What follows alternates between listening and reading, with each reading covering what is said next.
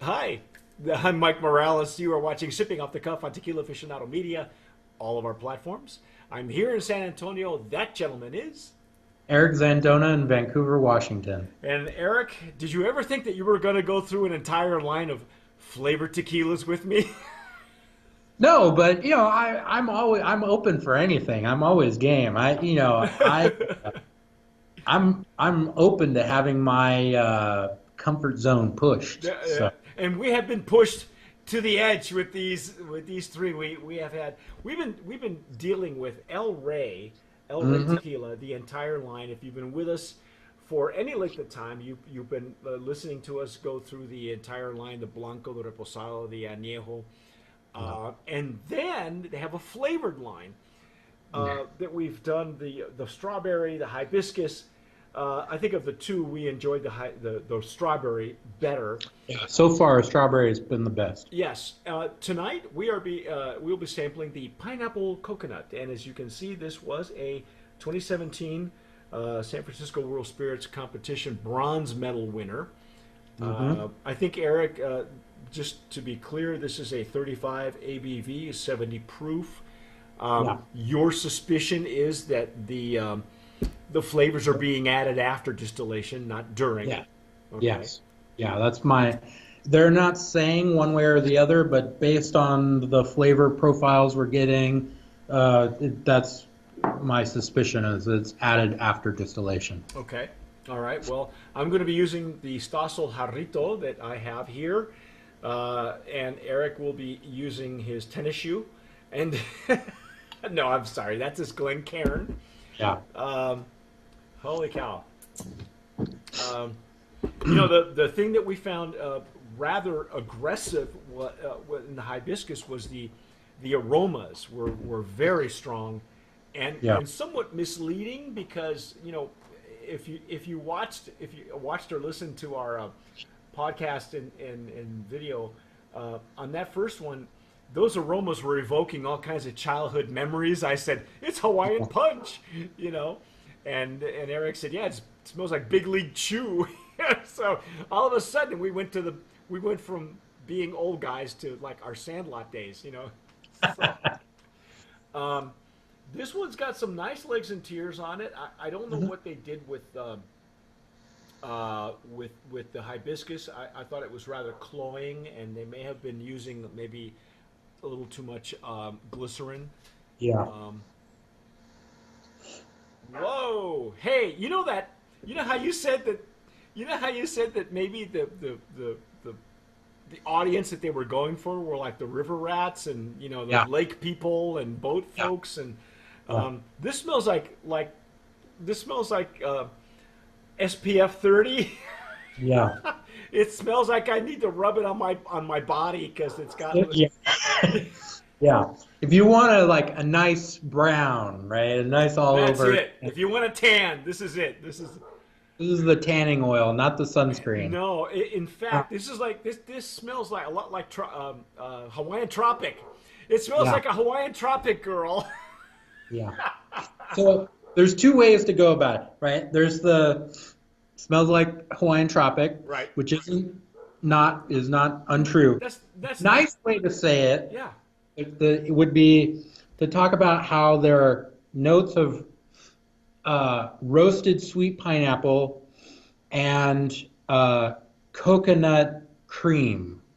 Okay. Or That would be coconut. How about coconut oil? Now, see, the yeah, thing yeah, what this is bringing to mind is I grew up in Southern California, and when and I don't know about you, Eric, but on a sunny day, everybody from the valley goes to the beach, right. and this is a hot day at the beach. It's Yeah, July or August, yeah, and you're stepping over people to get to the shore, to get to the ocean, and everywhere you turn, you smell some gal. Usually she's pretty good right, looking, right? yeah, And she's got this. She's wearing this, right. and it smells like to me like coconut oil. Yeah, yeah, coconut oil. And there's a little bit of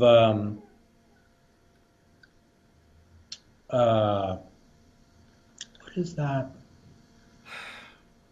There's that bubble gum that It's like square. There you go with the bubblegum again. Yeah, I get the bubblegum thing. Is It's it. Oh, I know what you're talking about. It's not It's bubblegum.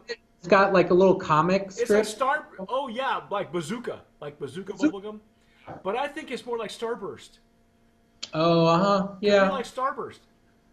yeah. Again, this stuff is evoking all these childhood memories of candy and bubblegum and All right. the beach. You want to let's dive in, shall we? Okay. Yeah.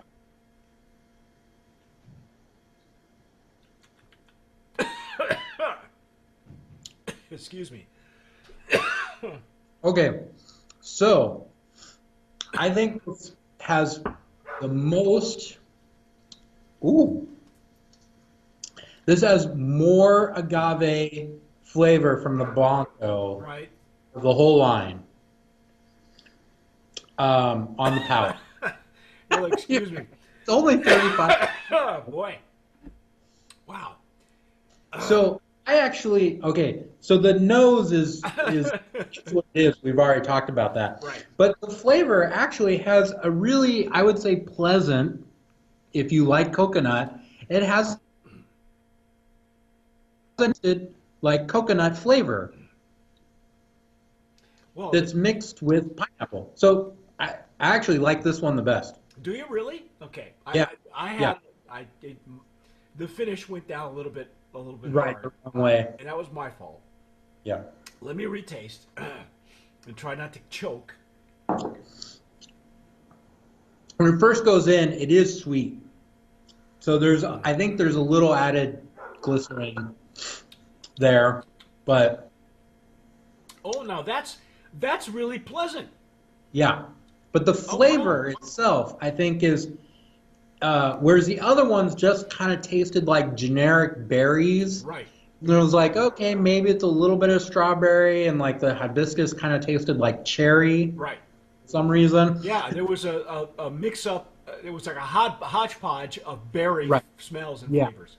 This one, I'd say, tastes like pineapple and coconut. Okay. Yeah, it's supposed to. Although I did say that the strawberry would be really good, maybe like an Italian soda. We could do the same thing with this one.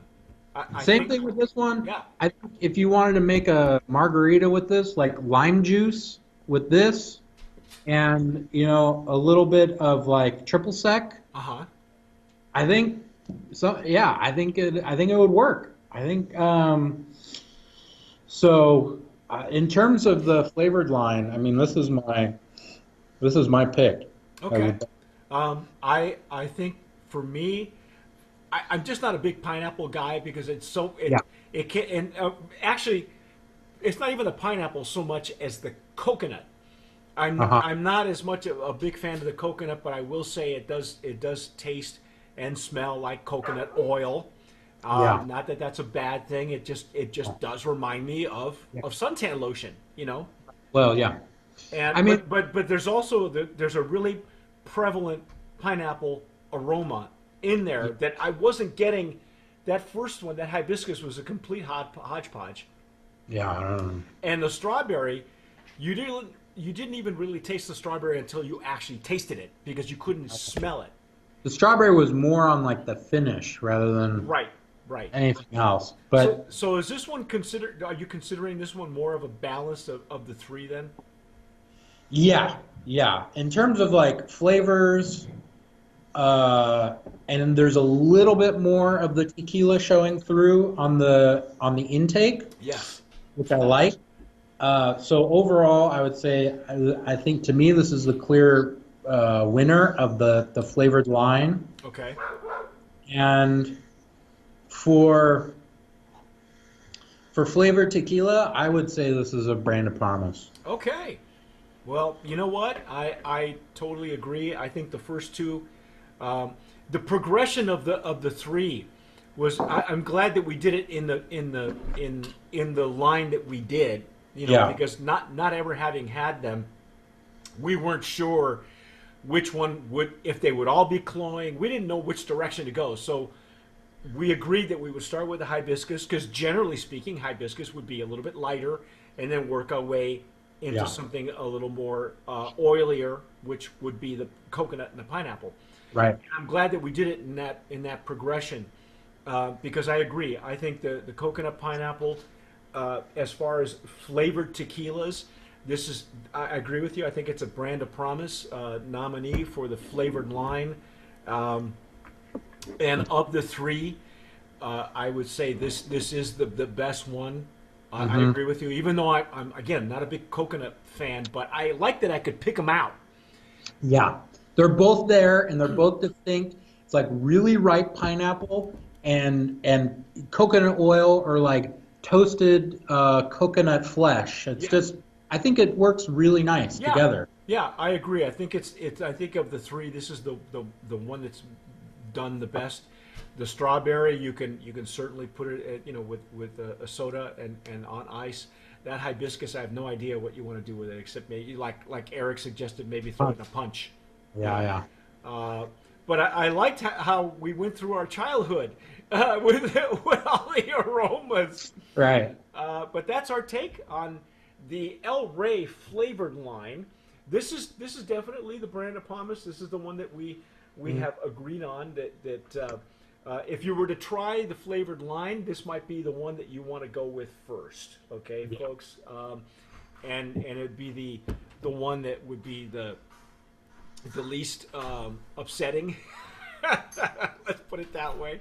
If you're a tequila purist who loves drinking Blanco neat, the pineapple coconut is the one that's Yeah, best. that's the one that the best representative, I think. Both flavor profiles dovetail nicely. So, anyway, that's our take on El Rey. You've been watching and listening to Sipping Off the Cuff, Tequila Aficionado Media. This is the El Rey line that we've been dissecting. Mike Morales here in San Antonio. That gentleman out there is Eric Zandona in Vancouver, Washington. And that is it for Sipping Off the Cuff. Please, whatever you do, if you're watching us on YouTube, subscribe, hit that red button. If you're listening to us on Anchor FM and anywhere you download podcasts, remember, tomar sabiamente. Sip wisely.